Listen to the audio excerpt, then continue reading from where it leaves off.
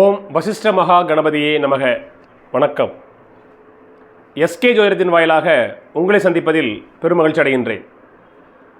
இன்றைய ஜோதிடம் சார்ந்த தலைப்பு, ராகுவுடன் குரு இணைந்தால் ஜாதகருக்கு எந்த மாதிரியான நன்மை தீமைகள் இருக்கும் என்பதை பற்றி ஒரு விரிவான பார்வை.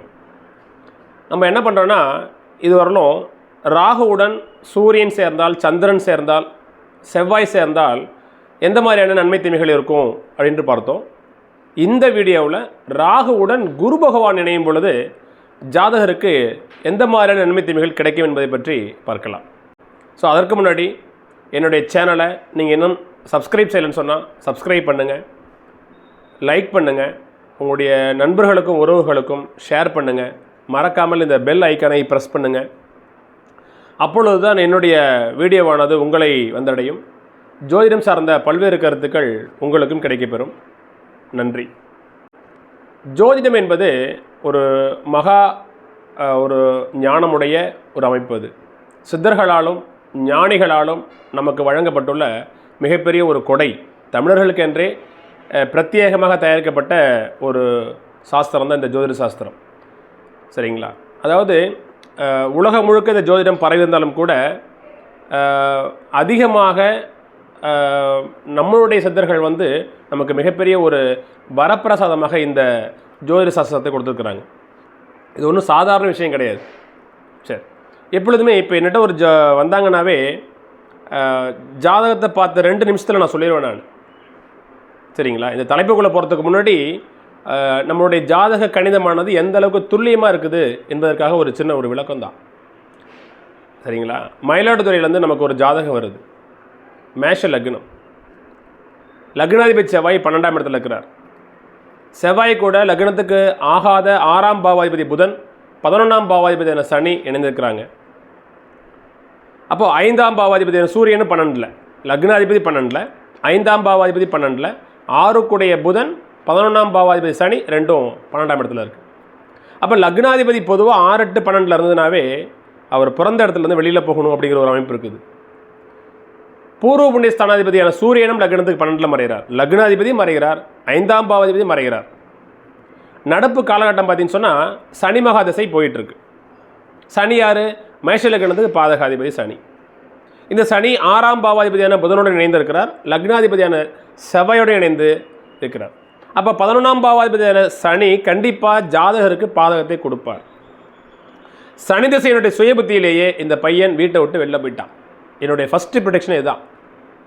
ஜாதகத்தை நோட்டத்தை எடுத்து தராங்க, நான் பார்க்குறேன், மேஷ லக்னம் கிரக அமைப்புகளை பார்க்குறேன், டைம் சரியில்லை, பையனை பத்திரமா பார்த்துங்க, ஊரை விட்டு ஓடிடுவான் அப்படின்னு சொல்கிறேன். கரெக்டு, 100% கரெக்டுங்கிறாங்க. பையன் வீட்டை விட்டு போய் 1.5 வருஷம் ஆச்சு அப்படிங்கிறாங்க. ஏன்னா சனி திசையினுடைய சுய புத்தி முடியறதுக்குள் அந்த பையன் வீட்டை விட்டு போயிட்டான். குரு திசை வரணும் நல்லா தான் தான். காரணம், மேஷ லக்னத்துக்கு குரு யோகாதிபதி. இதை நான் எதுக்கு சொல்கிறேன்னு சொன்னால், ஜாதகத்தினுடைய கணித முறையானது துல்லியமாக இருக்கும் பொழுது 100% ப்ரிடிக்ஷன் கரெக்டாக இருக்கும். அதே மாதிரி மற்றும் ஒரு எடுத்துக்காட்டு என்னுடைய அனுபவத்தில், கும்பலக்கணத்துக்கு வரக்கூடாத திசை சந்திர திசை அப்படின்னு சொல்லுவோம். சந்திரன் ராகுவோட மிக நெருக்கமாக இருக்கிறார், ராகு திசை வருது, அந்த பையன் மனநிலை பாதிக்கப்பட்டான். ஜாதகத்தை காட்டுறாங்க, நான் என்ன கேட்டேன் எடுத்தோன்னே, பையனுக்கு புத்தி சோகம் இல்லாமல் இருக்கிறானா, மனநிலை மன அழுத்தத்தில் மன நோயால் பாதிக்கப்பட்டிருக்கானான்னு கேட்டேன். கரெக்டுங்கிறாங்க. அதுக்காக தான் உங்கள்கிட்ட பார்க்க வந்தோங்கிறாங்க. ஏன்னா கும்பலக்னம் 6ஆம் இடம் சத்துருஸ்தானம், நோய் நொடிகளையும் கடனையும் வம்பு வழக்குகளையும் தருகின்ற ஒரு பிளேஸு அந்த 6ஆம் இடம். அந்த சந்திரன் கூட, சந்திரன் மனோகாரகன், புத்திகாரகன், மனதை ஆள்பவர். அந்த சந்திரன் கூட ராகு இணையும் பொழுது, ராகுவால் சந்திரன் பீடிக்கப்பட்டு ராகு திசை வரும் பொழுது, ராகு சந்திரனை போல செயல்பட்டு சந்திரனுடைய காரகத்தை உங்களை முழுக்க பிடுங்கி மனநிலையை பாதிக்கப்பட வச்சுட்டார். இந்த இடத்துல சந்திர திசையிலையும், சந்திர திசை வந்தாலும் பிரச்சனை தான், ராகு திசை வந்தாலும் பிரச்சனை தான். அப்படி ஒரு ஜாதகத்தை பார்த்தோன்னையே என்ன தசை வரணும், என்ன தசை வரக்கூடாது அப்படிங்கிறது ஜோதிடர்களுக்கு கரெக்டாக தெரியணும். சரிங்களா? ஓகே, இப்போ நம்ம தலைப்புக்குள்ளே போகலாம். ராகுவுடன் குரு இணைவு. இப்போ இதில் நமக்கு தெரியும், இருக்கிற 9 கிரகங்களில் ராகு கேதுக்கள் வலிமையானவை. காரணம், அவைகள் வக்ர கிரகங்கள். அதுலேயே நமக்கு தெரியும், வக்ரம் பெற்ற கிரகங்கள் வலிமையானவை. எந்த கிரகம் ஒரு வக்ரமாக இருக்குதோ, வக்ரம் பெற்ற கிரகங்கள் வலிமையாக இருக்கும். வக்ரம் பெற்ற கிரகங்களின் வீடுகளில் அமர்ந்த கிரகங்களும் வலிமையானவைங்க மறந்துடக்கூடாது. வக்ரம் பெற்ற கிரகத்தோடு இணைந்த கிரகங்களும் வலிமை அடையும்.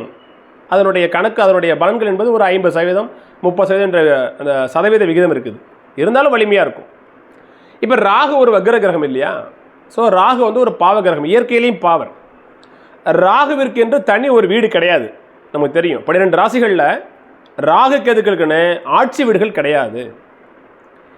ஒரு ஜாதகத்தில் ராகு இந்த குரு ரெண்டு இணைந்துருக்குன்னு வச்சிங்களேன், நான் எப்படி பார்ப்பேன்னு சொன்னால், அந்த ஜாதகத்தில் ராகு குரு இணைவு இருந்ததுன்னா குரு அவருடைய ஜாதகத்தில் அந்த லக்னத்துக்கு எந்த இடத்தை வைக்கிறார், எந்த ஆதிபத்தியத்தை பெறுகிறார், சுப ஆதிபத்தியமா அசுப ஆதிபத்தியம் பெறுகிறாரா குரு என்று நம்ம பார்க்கணும்.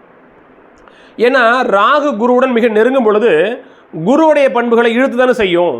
அப்போ லக்ன சுபராக குரு இருக்கும் பொழுது குருவுடைய சுபபலன்களை ராகு கொடுக்கும். லக்ன அசுபராக குரு பகவான் வரும் பொழுது அந்த அசுபலன்களை ராகு இழுத்துரும். ஸோ எனவே எப்போ நீங்கள் ஜாதகம் பார்த்தாலும் சரி, ஒரு ஜோதிட சாஸ்திரத்தில் ஜாதகத்தில் ராகு குரு இந்த இணைவு இருக்குது அப்படின்னு சொன்னால் எந்த லக்னம் அப்படின்னு முதல்ல பார்க்கணும். சரிங்களா? ஸோ இந்த குரு ராகு இணைவு எந்த இடத்துல இருக்குது, லக்னத்துக்கு எந்த இடத்துல இருக்குது. ஸோ ராகும் குரு இணைகின்ற அந்த வீடு குருவிற்கு நட்பு வீடா பகை வீடா, ராகும் குருவும் இணைந்த அந்த வீட்டாதிபதி எப்படி இருக்கிறார், எல்லாத்தையும் நான் கால்குலேட் பண்ணணும், அலசணும், ஜாதகத்தை பகுப்பாய்வு செய்யணும். சரியா?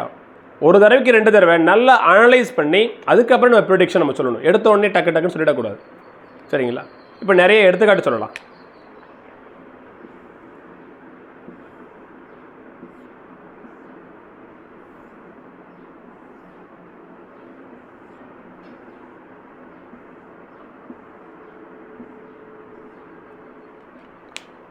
இப்போது எந்தெந்த லக்னங்களுக்கு குரு பகவான் நண்பர் அப்படின்னு சொன்னால் நமக்கு தெரியும். மேஷம், கடகம், சிம்மம், விருச்சிகம், தனுசு, மீனம். தனுசு மனையும் மீனமனையும் குருவோடைய சொந்த வீடு. மேஷம், கடகம், சிம்மம், விருச்சிகம் இது குருவோடைய நட்பு வீடு. சரிங்களா? சரி, இப்போ இந்த இடத்துல இந்த லக்னங்களுக்கு குரு பகவான் நன்மை செய்ய கடமைப்பட்டவர். அப்போ இந்த லக்னங்களுக்கு சுப வீடுகளில் இந்த குரு பகவான் இருக்கும் பொழுது, குரு பகவான் நட்பு ஆட்சி வீடுகளில் இருக்கும் பொழுது, உச்ச வீடுகளில் இருக்கும் பொழுது, அவரு கூட இந்த ராகு இணையும் பொழுது ராகு மகாதசை நிச்சயமாக நல்லது செய்யும். இதில் என்னன்னா ராகு குரு இணைவு, ராகு ஒரு இயற்கை பாவ கிரகம். அப்போ அது குருவுடன் ராகு இணையும் பொழுது அதுக்கு வந்து சண்டாள தோஷம் அப்படின்னு சொல்லுவாங்க. சரிங்களா? குரு சண்டாள யோகம் கிடையாது, குரு சண்டாள தோஷம். அப்போ குருவுடைய காரகத்துவங்கள் பாதிக்கப்படும். குரு எந்த வீட்டுக்கு ஆதிபத்தியம் வைக்கிறாரோ அந்த வீட்டினுடைய ஆதிபத்தியமும் குருவுடைய காரகத்துவம் ரெண்டுத்தையும் சேர்த்து ராகு தன்னுடைய தசையில் செய்யும். சரிங்களா? இப்போ ஒரு எடுத்துக்காட்டு பார்க்கலாம். இப்போ மேஷ லக்னம். மேஷ லக்னத்துக்கு குரு யாரு? 9ஆம் பாவாதிபதி, பாக்கியாதிபதி, விரையாதிபதி. சரிங்களா? இப்போ இந்த குரு ராகு இணைவு இந்த லக்னத்துக்கு 5, 9ஆம் இடங்கள் இருக்கும் பொழுது நிச்சயமாக நன்மை செய்யும். இப்போ ஃபார் எக்ஸாம்பிள், இப்போ ராகு 5ஆம் இடத்துல இருக்கிறார். நம்ம என்ன நினைப்போம்? ராகு ஒரு இயற்கை பாவர். லக்னத்துக்கு 5ஆம் இடத்துல திரிகோணத்தில் அமரும் பொழுது நிச்சயமாக பூர்வீகம் கெடும். ராகு அங்கே பகை கொள்கிறார். ராகுவோடைய பலன்களை நீங்கள் கணிக்கிறதுக்கு முன்னாடி இந்த ராகுவிற்கு வீடு கொடுத்த கிரகம் எப்படி இருக்குன்னு பார்க்கணும். ஃபஸ்ட்டு அதான் பார்க்கணும். இந்த ராகுவுக்கு வீடு கொடுத்த சூரியன் இங்கே லக்னத்திலேயே உச்சமாக இருக்காருன்னு வச்சிங்களேன், நிச்சயமாக இந்த ராகு நன்மை செய்ய கடமைப்பட்டவராக மாறுவார். இந்த ராகுவுடன் இந்த லக்னத்துக்கு சுபரான குரு இணைகிறார். உடனே இந்த இடத்துல குரு சண்டால தோஷம் எடுத்துக்க தேவையில்லை. ராகுவுக்கு வீடு கொடுத்த சூரியன் உச்சம், பாக்கியாதிபதியான குருவுக்கு வீடு கொடுத்த சூரியன் உச்சம். அப்போ ராகுவும் குரு இணைகிறாங்க. இந்த இடத்துல பார்த்தீங்கன்னா மகம், பூரம், உத்தரத்தினுடைய முதல் கால் பகுதி இங்கே இருக்கும். சரிங்களா? மக நட்சத்திரத்தினுடைய 4 பாதம், பூரம் 4 பாதம், உத்தரத்தினுடைய முதல் கால் பகுதி இருக்கும். சப்போஸ் இந்த ராகுவும் குருவும் உத்தர நட்சத்திரத்தினுடைய முதல் பாதத்தில் ஒரே நட்சத்திரத்தில் இருக்குன்னு வச்சுப்போம். ஒரே நட்சத்திரத்தில், ஒரே நட்சத்திர பாதத்தில், ஒரு நட்சத்திரத்துக்கு 4 பாதம் நமக்கு தெரியும். அப்போ 3.20 டிகிரி அந்த பாகை நிலையில் ராகுவும் குருவும் மிக நெருங்கி இருக்கும் பொழுது, மிக நெருக்கமாக இருக்கும் பொழுது குருவுடைய ஆதிபத்தியம், குருவுடைய காரகத்துவத்தை ஈழ்த்து ராகு பகவான் தன்னுடைய தசையில் செய்வார். சரிங்களா? சப்போஸ் இந்த ராகு தசை வரும் பொழுது இந்த ராகு 5ஆம் வீட்டு பலன்களையும் செய்யும், 9ஆம் வீட்டு பலன்களையும் செய்யும். ஸோ எப்பொழுதுமே ஒரு கிரகம் தான் நின்ற வீட்டினுடைய பலன்களையும் செய்யும், தன்னை பார்க்கின்ற கிரகத்தினுடைய பலன்களையும் செய்யும். இந்த ராகுக்கு வீடு கொடுத்த சூரியன் உச்சமாக இருக்கிறார். ராகுக்கு சாரம் கொடுத்ததும் சூரியன் தான். இந்த சூரியன் குருவோடைய பார்வையில் இருக்கிறார். பூர்வ புண்ணிய ஸ்தானாதிபதியான சூரியன் உச்சமாக இருக்கிறார். பாக்கிய ஸ்தானத்தை குரு பார்க்கிறார். பாக்கியாதிபதி கூட இணையும் பொழுது ராகு சுபராக மாறுகிறார். லக்ன சுபரோடு இணையும் பொழுது ராகு சுபராகவும், லக்ன அசுபரோடு இணையும் பொழுது ராகு அசுப நிலையிலும் தன்னுடைய பலன்களை செய்வார். அப்போ இந்த அமைப்பில் 5ஆம் இடத்தில் ராகு குரு இணைவு நிச்சயமாக நல்லது செய்யும். சரிங்களா? சப்போஸ் ராகு தசை முடிஞ்சிருச்சு, குரு தசை வருது அப்படின்னு சொன்னால், குரு திசை இந்த குரு ராகு இணைவின் பொழுது குருவால் ராகு புனிதமடைகிறார், ராகுவால் குரு கெட்டு போகிறார். இந்த இடத்துல காம்பினேஷனை பாருங்க, ரெண்டுத்துக்குள்ள டிகிரியை பாருங்க. ராகு குரு இணைவு, குருவால் ராகு புனிதமடைகிறார், சுபத்துவப்படுத்தப்படுகிறார். ராகு சுப பலன்களை தருவதற்கு தயாராகிவிட்டார். ஆனால் அதே சமயத்தில் ராகுவுடன் குரு இணையும் பொழுது குரு பாதிக்கப்படுகிறார். இந்த நேரத்தில் ராகு திசை நல்லா இருக்கும், குரு திசை அந்த அளவுக்கு சிறப்பாக இருக்காது. லக்ன சுபர் அதே சமயத்தில் லக்னத்தினுடைய திரிகோணத்தில் அமர்ந்திருக்கிறார். குருவுக்கு வீடு கொடுத்த சூரியனும் உச்சமாக இருக்கிறார். குருவுக்கு கால் கொடுத்த சூரியனும் அந்த சூரியன் உச்சமாக இருக்கிறார். அப்போ வீடு கொடுத்தவன் கால் கொடுத்தவன் உச்சம், லக்ன திரிகோணம், லக்ன சுபர் அப்படிங்கிற பட்சத்தில் குரு திசை ஓரளவுக்கு சமாளிச்சுக்க முடியும். ராகு திசை கொட்டி கொடுக்கும். அதனை அடுத்து வருகின்ற குருமகா திசை கொஞ்சம் குறைவான பலன்களை கொடுத்தாலும் நிச்சயம் கெடுக்காது. சரிங்களா? ஆக ஒரு ஜாதகத்தில் பார்த்தோன்னே ராகு குரு இணைவு அப்படி இருக்குன்னு சொன்னால், அந்த ஜாதகத்தில் குரு எந்த லக்னம், எந்த லக்னத்துக்கு சுபர், எந்த லக்னத்துக்கு அசுபர் அப்படின்னு பார்த்துக்கணும் நம்ம. இப்போ மற்றொரு எடுத்துக்காட்டு பாருங்கள்.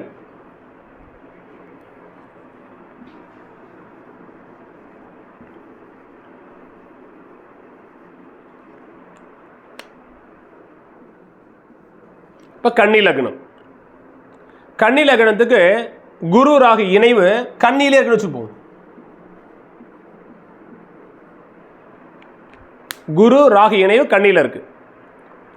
சரியா? நான் ஏற்கனவே என்ன சொன்னேன், ஒரு லக்னத்திற்கு குரு என்ன ஆதிபத்தியம் பெறுகிறார். அப்போ கன்னி லக்னத்துக்கு குரு 4 மற்றும் 7ஆம் பாவாதிபதி. சரிங்களா? 4ஆம் பாவாதிபதி, 7ஆம் பாவாதிபதி. பொதுவாகவே மிதுன லக்னத்திற்கும் கன்னி லக்னத்திற்கும் 7க்குடைய குரு பகவான் பாதகாதிபதியாக இருப்பார். சரிங்களா? 7ஆம் இடம் பாதகஸ்தானம், 7ஆம் பாவாதிபதி பாதகாதிபதி. 7ஆம் இடத்தில் நிற்கின்ற கிரகங்களும் பாதகத்தை செய்யும். சரிங்களா? லக்ன சுபராகவே இருந்தாலும் கூட பாதகஸ்தானத்தில் அமர்கின்ற கிரகங்களும் பாதகத்தை செய்யும். அப்போ கன்னி லக்னத்திற்கு குரு பாதகாதிபதி லக்னத்தில் அமரலாமா? அமரக்கூடாது. ஏன்னா அவர் அங்கே திக்பலம் வாங்கிடுவார். லக்னத்தில் குரு பகவான் திக்பலம் அடைவார், பலம் அடைகிறார். அப்போ பாதகத்தை செய்கின்ற கிரகம் பலம் அடையக்கூடாது. லக்னத்தில் பலம் பெற்று திக்பலம் பெற்று அது 7ஆம் இடத்தை பார்க்கும். இப்போ இந்த சமயத்தில் குரு ராகு இணைவின் பொழுது குருவுடைய ஆதிபத்தியத்தை முழுக்க எடுத்து ராகு தன்னுடைய திசையில் செய்யும். சரிங்களா? அப்போ இந்த ராகு குரு இணைவின் பொழுது என்ன தசாபுத்தி நடப்புலக்குன்னு பாருங்க. குரு திசை நடக்குதுன்னு சொன்னால் நிச்சயமாக கெடுபலன்கள் வராது. ஆனால் ராகு திசை நடக்கும் பொழுது நிச்சயமாக 7ஆம் இடத்தினுடைய ஆதிபத்தியத்தை ராகு எடுத்துரும். சரிங்களா? 7ஆம் பாவாதிபதியான குருவுடன் ராகு இணையும் பொழுது திருமண பாக்கியங்களை ராகு திசையிலே நடத்திடுவார். சரிங்களா?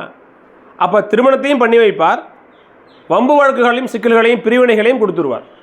மனைவி மூலமாகவும் உறவுகள் மூலமாகவும் நண்பர்கள் மூலமாகவும் நிறைய சொல்ல ஒணா துயரங்களை இந்த ராகு தன்னுடைய தசாபுத்திகாரன் கொடுப்பார்.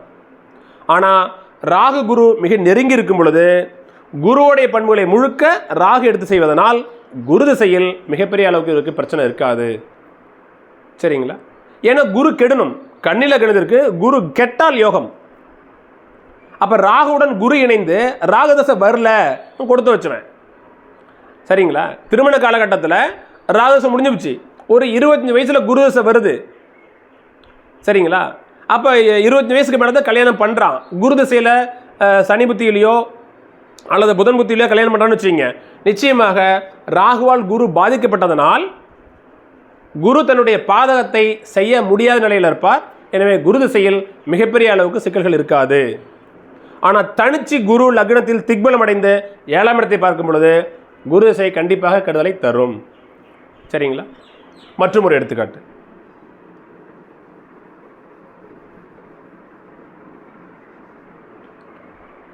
ஏற்கனவே சொன்ன மாதிரி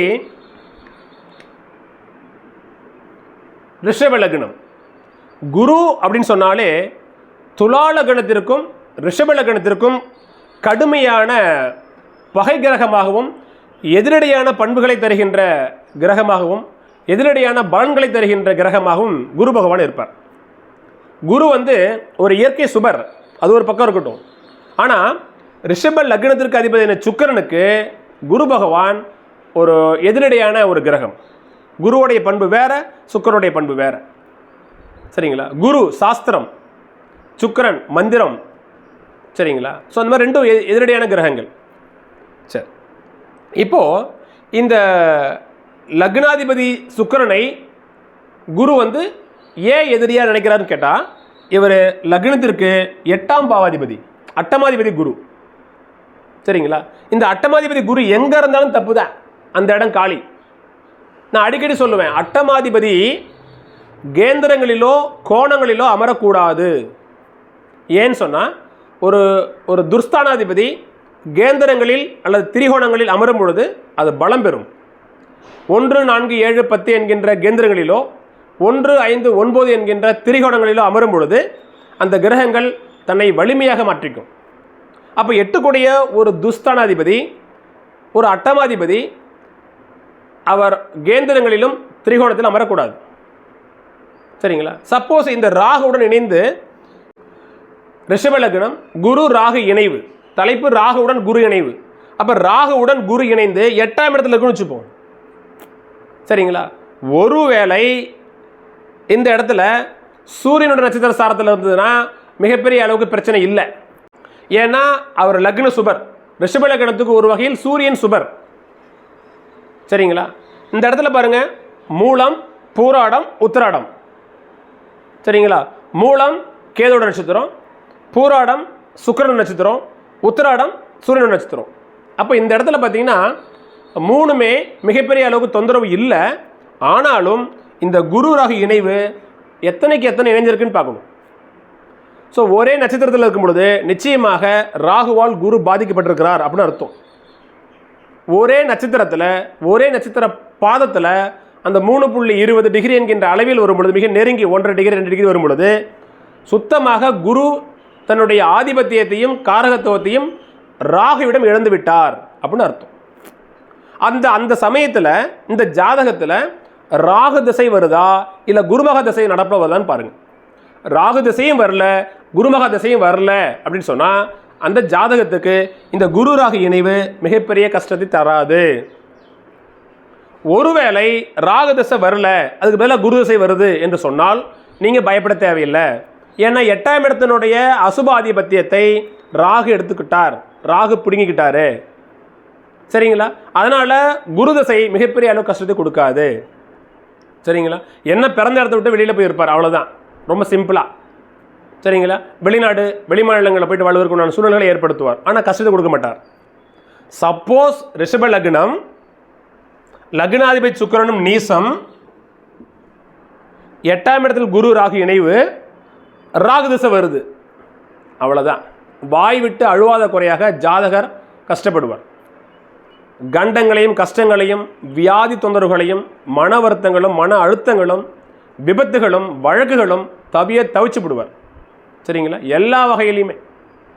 சரிங்களா? அதனால் ஒரு ஜாதகத்தை பார்க்குறோம், பார்த்த உடனேயே அந்த ஜாதகத்தில் குரு ராகு இணைவு இருக்குன்னு சொன்னால் அந்த ஜாதகத்தில் லக்னத்திற்கு குரு என்ன ஆதிபத்தியம் பெற்றிருக்கிறாருன்னு முதல்ல பார்க்கணும்.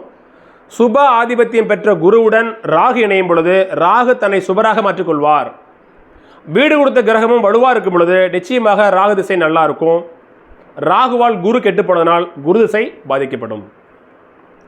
சப்போஸ் இப்போ நான் சொன்ன மாதிரி குரு பகவான் லக்னத்திற்கு அசுப ஆதிபத்தியம் பெற்று ராகுடன் இணையும் பொழுது ராகுவும் தன்னை அசுபராக மாற்றிக்கொள்வார். ராகு மகாதசை கெட்ட பலன்களையே கொடுப்பார். சரிங்களா? ஒரு ஜாதகத்தை பார்த்தோன்னே நல்லா டீப்பாக அனலைஸ் பண்ணுங்கள். சரிங்களா? ஸோ மேலும் ஒரு புதிய தலைப்புடன் மற்றும் ஒரு வீடியோ பதிவில் உங்களை சந்திக்கின்றேன். ஜோதிடம் பார்க்கவும் திருமண பொருத்தத்திற்கும் டிஸ்கிரிப்ஷனில் கொடுக்கப்பட்டுள்ள என்னுடைய வாட்ஸ்அப் நம்பருக்கு தொடர்பு கொள்ளுங்கள். நன்றி, வணக்கம்.